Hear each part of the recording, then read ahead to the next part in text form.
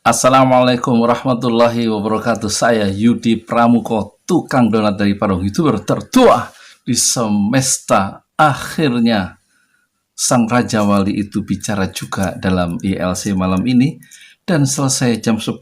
Kemudian TV yang setengah rusak itu saya matikan dan saya bikin komentar tentang Rizal Ramli, Sang Raja Wali itu.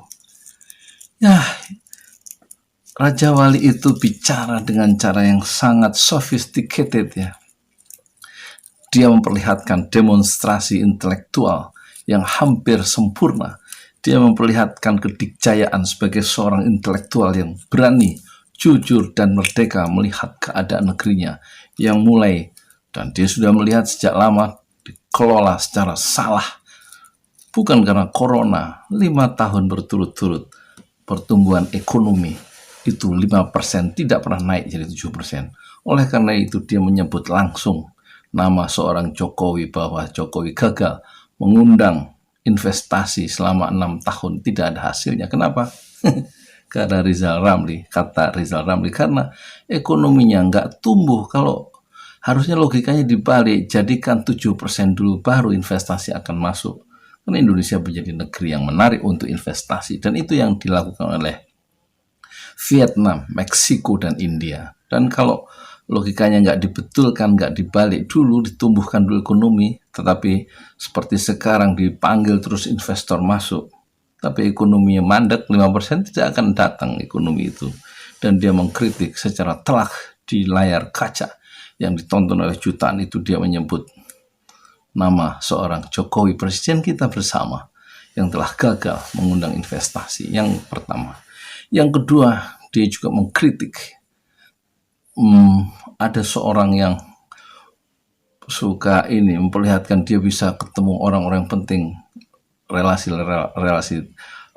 luar negerinya, bisa mendatangkan mendatangkan ini. Dia tidak menyebut nama, maksudnya sih Luhut Luhut bin Panjaitan, tapi di saat-saat krisis kenapa nggak ditelepon orang-orang yang penting, yang bisa, yang teman-teman dia yang bisa mendatangkan uang itu, yang punya uang itu, ditelepon untuk meminta keringanan ya, cicilan hutang negara kita yang sekarang sedang mengalami kesulitan. Dan itu harus dilakukan, telepon, kalau memang dia punya relasi yang luas ya, entah si termasuk SoftBank misalnya, kan dia bisa mendatangkan SoftBank Masa Yoshi itu kan.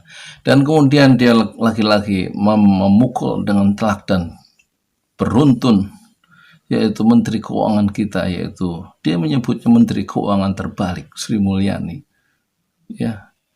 Dan secara teknis saya tidak bisa menjelaskan, tapi bisa dilihat nanti siaran ulangnya ya di YouTube, biasanya ada besok insya Allah.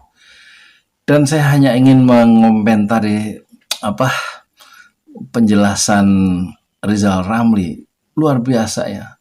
Dia memperlihatkan kredibilitasnya sebagai seorang intelektual Indonesia yang nomor 1 sekarang ini, dan berani, dan betul-betul dia memiliki rasa cinta yang tinggi terhadap tanah air. Di samping dia memiliki kemampuan teknis mengelola ekonomi, di samping itu karena memang Rizal Ramli pernah menjadi ekonom kan, praktisi di zaman Gus Dur, dan berkali-kali dia menjabat sebagai pejabat publik yang mengurusi bagaimana satu BUMN itu bisa untung dikelola harusnya dengan cara seperti ini. Jadi dia mengatur masalah teknis, dan orang-orang yang suka melakukan hal-hal yang tidak terpuji, dia tahu modus operandinya. Itulah Rizal Ramli, dan dia cukup menyebut nama Prabowo. Terima kasih kepada Prabowo yang tidak pernah tahun kemarin katanya menandatangani pembelian alutsista kalau markupnya di atas 10%, batas toleransinya.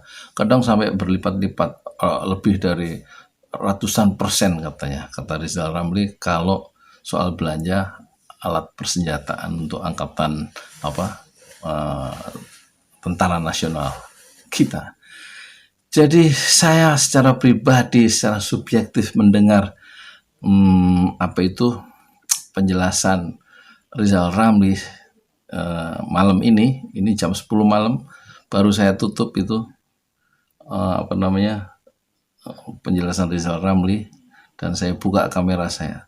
Saya sangat gembira ya dan bersyukur kepada Allah ya, masih ada ya intelektual Indonesia yang jujur, yang tajam ya, kaya perspektif, kaya pengalaman, dan yang lebih penting adalah jujur. Jujur ini yang susah ya. Banyak intelektual yang terkooptasi oleh istana dan terjahit mulutnya karena sudah bermandikan dengan uang ya. Harusnya seorang intelektual merdeka bukan bermandikan dengan uang, tapi bermandikan dengan cinta kepada negerinya sendiri. Oh ya, terakhir ya. Oh, dengan terus terang dan gamblang Rizal Ramli mengatakan jangan kita menjadi antek Cina. Kenapa? Karena kita itu menganut politik bebas aktif ya, sebagaimana dulu Bung Hatta itu pernah menulis buku yang tipis, yang canggih, yang suka dikutip oleh para ekonom kita, termasuk Pak Dawam Raharjo itu, yaitu buku Hatta yang terkenal adalah mendayung di antara dua karang. Artinya jangan sampai kita ketabrak oleh karang yang satu dan di kanan kita dan kiri kita. Kita tetap menjadi kapal yang berlayar dengan bebas dan aktif. Tapi persoalannya, sekarang kita menjadi antek Cina dan hilangkanlah itu. Kira-kira begitu ya bahasa Rizal Ramli. Kita diingatkan selama ini kita terlalu takut terhadap Cina dan sehingga kita menjadi antek Cina. Cina yang menyelundupkan banyak orang ke Indonesia secara diam-diam. Luar biasa ya, kita menemukan ya mutiara malam ini yang bercahaya dan cahayanya hingga menembus dan mencapai tepi semesta. Saya Yudi Pramuko, tukang donat dari para YouTuber tertua di semesta. Fasbir Sobron Jamila, bersabarlah dengan kesabaran yang indah. Terima kasih Sang Raja Wali Rizal Ramli. Salam dari Parung. Belum dapat kiriman sembako sudah 7 hari. Rebo di lockdown nih, PSBB ya.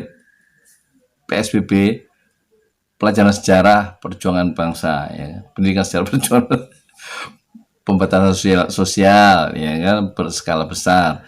Kamis, Jumat, Sabtu, Minggu, Senin, Selasa, 6 hari nggak ada tanda-tanda dapat sembako dari pemerintah. Kan kita perlu makan. Emangnya orang-orang yang menengah ke atas yang punya tabungan, kita mau menengah ke bawah nih Bang Rizal Ramli, kita mau nabung angin sampai kembung. Aduh, yang waras ngalah ya, rakyat harus ngalah. Gimana nih Indonesia yang kok punya pemerintahan seperti ini ya. Suruh siap-siap krisis, suruh awas krisis pangan, kita disuruh siap-siap. Lah bagaimana pemerintah solusinya? Solusinya tadi diberikan oleh Rizal Ramli dengan hitung-hitungan yang cermat tadi ya kan. Itu baru pemimpin. Udah jadi presiden aja tahun 2024 barang itu. Teman saya tuh Anies Baswedan. Yang jujur, yang cerdas, yang intelektual, yang cinta negeri gitu lah. Jangan jadi antek Cina ya kan. Wes lah. Saya mau nonton lagi itu udah nyala tuh iklan ini udah selesai. ILC, siapa yang belum, yang canggih lagi mungkin ini nih. Yang mohon maaf ini yang keturunan Arab itu loh. Saya pernah ke rumahnya itu. Yang bekas Menteri Keuangan, Dirjen Pajak itu loh. Fuad Bawazir, saya pernah ke rumahnya. Buka puasa dulu waktu zaman saya jadi mahasiswa. Saya pernah kuliah ya, iya maaf. Dulu waktu saya jadi aktivis ini himpunan mahasiswa Islam, saya pernah ke sono. Ya. Di rumahnya, di garasinya aja ada AC-nya. Hebat bener. Di Menteng, Jakarta. Pak Fuad Bawazir kayaknya. Ya, terima kasih. Assalamualaikum warahmatullahi wabarakatuh.